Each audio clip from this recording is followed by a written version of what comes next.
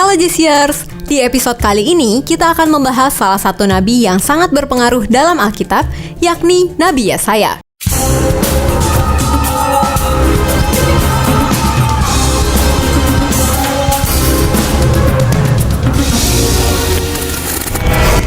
Yesaya adalah seorang nabi besar yang juga merupakan penulis kitab Yesaya dalam Perjanjian Lama. Yesaya dipanggil sebagai nabi pada tahun 740 sebelum Masehi setelah kematian Raja Uzia yang memerintah kerajaan Israel Selatan atau sering disebut juga kerajaan Yehuda. Nama Yesaya disebutkan sebanyak 53 kali dalam 9 kitab dalam Alkitab. Namanya pertama kali disebut dalam 2 Raja-Raja 19 ayat 2. Sebelum kita bahas lebih lanjut, yuk diklik dulu tombol subscribe-nya. Arti nama. Nama Yesaya diambil dari bahasa Ibrani. Yesayahu yang berarti Yahweh adalah penyelamat atau keselamatan dari Allah. Yesaya adalah anak Amos. Yesaya 38 ayat 1. Yesaya menikah dengan seorang nabi ya, Yesaya 8 ayat 3, yang melahirkan 2 orang putra, yaitu Syar-Yashub dan Maher-Shalal-Hashibaz. Nama yang diberikan kepada kedua anaknya merupakan petunjuk mengenai misi pelayanannya. Dari keluarga terpandang dan berpendidikan. Menurut tradisi Yahudi, Yesaya berasal dari keluarga raja dan diduga juga sebagai bangsawan.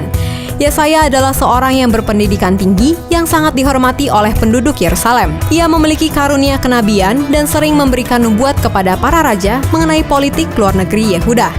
Yesaya juga dikenal sebagai nabi yang paling memahami kesusastraan dan paling berpengaruh dari semua nabi yang menulis kitab. Ajaran pelayanan Yesaya.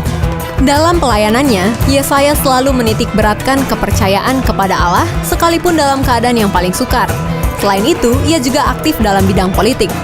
2 ajaran penting penyampaian Nabi Yesaya dalam melayani di Yehuda ialah penekanannya akan Yahweh Sebaot dan Kadosi Israel. Yahweh Sebaot berarti Tuhan semesta alam yang memiliki segala kuasa di langit dan di bumi, dan Kadosi Israel yang berarti Sang Kudus Israel. Yesaya meyakini bahwa Allah hadir secara aktif. Yesaya mengetahui bahwa Allah memakai kekuasaan dan kekuatan Asyur untuk menghukum orang Israel.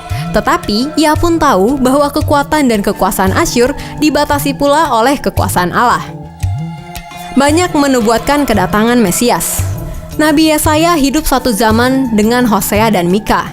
Nabi Yesaya juga turut menubuatkan kedatangan Yesus Kristus.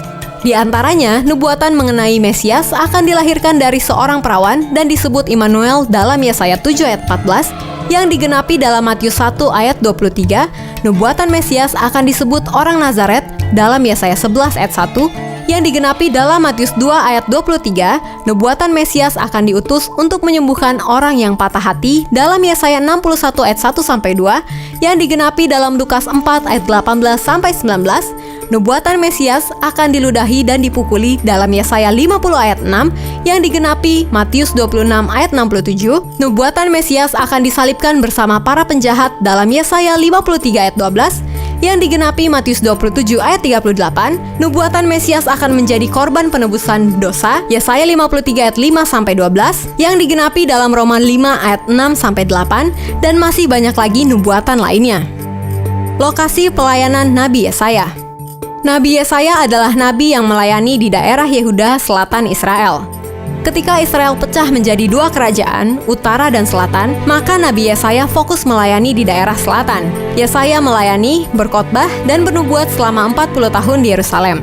Ia menyampaikan pesan Tuhan kepada raja-raja, para pangeran, dan rakyat. Yesaya melayani dalam masa pemerintahan 4 raja Yehuda yang berbeda, yakni pada zaman Raja Uzia, Raja Yotam, Raja Ahaz, dan Raja Hizkia. Dalam kepemerintahan Raja Hizkia, Nabi Yesaya menjadi penasehat khusus sang raja dalam mengambil keputusan bagi orang Israel. Oleh karenanya, Raja Hizkia memerintah dan membawa rakyatnya untuk takut kepada Tuhan. Penulis kitab Yesaya dalam Perjanjian Lama. Kitab Yesaya ditulis oleh Nabi Yesaya sekitar tahun 700 sampai 680 sebelum Masehi.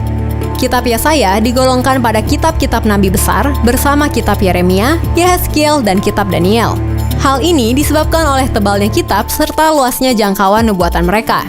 Dalam kitab Yesaya ada 66 pasal, sama seperti dalam Alkitab ada 66 kitab. Dan sangat menarik bahwa seperti Alkitab terbagi atas kitab Perjanjian Lama yang terdiri dari 39 buku dan Perjanjian Baru yang terdiri 27 buku, maka buku Yesaya itu terdiri dari 2 bagian. Bagian pertama adalah dari pasal 1-39 yang membahas khusus mengenai sejarah bangsa Israel, dan bagian kedua dari pasal 40-66 berbicara khusus mengenai Injil kabar baik bagi umat manusia secara keseluruhannya. Kematian Nabi Yesaya.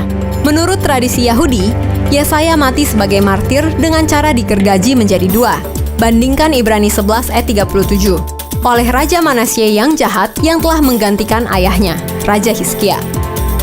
Tradisi Islam juga menulis tentang Nabi Yesaya. Kitab Nabi Yesaya tidak tercantum dalam Al-Quran. Dalam ajaran Islam, nama Yesaya juga tak termasuk dalam nama 25 nabi yang harus diketahui.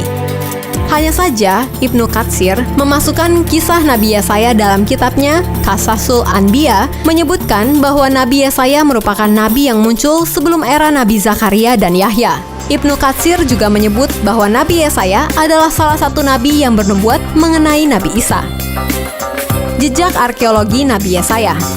Pada bulan Februari 2018, arkeolog Elliot Mazar mengumumkan bahwa dia dan timnya telah menemukan suatu segel materai kecil bertuliskan Yeshayahu Nivi, dapat direkonstruksi dan dibaca milik Yesaya Nabi, selama ekskavasi di Ophel, sisi selatan Bukit Bait Suci di Yerusalem.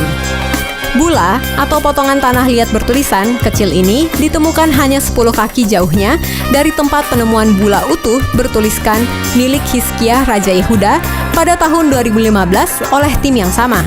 Meskipun nama Yesaya dalam abjad Ibrani kuno jelas terbaca, namun kerusakan pada sisi kiri bawah segel itu menyebabkan kesulitan memastikan kata nabi atau suatu nama Ibrani Navi, sehingga ada keraguan apakah segel ini benar-benar milik Nabi Yesaya. Nah, itulah fakta menarik mengenai Nabi Yesaya. Oke, segitu dulu ya Jesiers. Jika ada usulan atau pertanyaan, silakan masukkan di kolom komentar. Demikian fakta Alkitab. Kalau kamu suka dengan video ini, silakan di like, apalagi di komen. Karena itu hal yang paling kita tunggu supaya bisa menjadi berkat juga bagi yang lain. Jangan lupa di-share dan subscribe. Aktifkan tombol lonceng kamu untuk notifikasi video-video terbaru kami.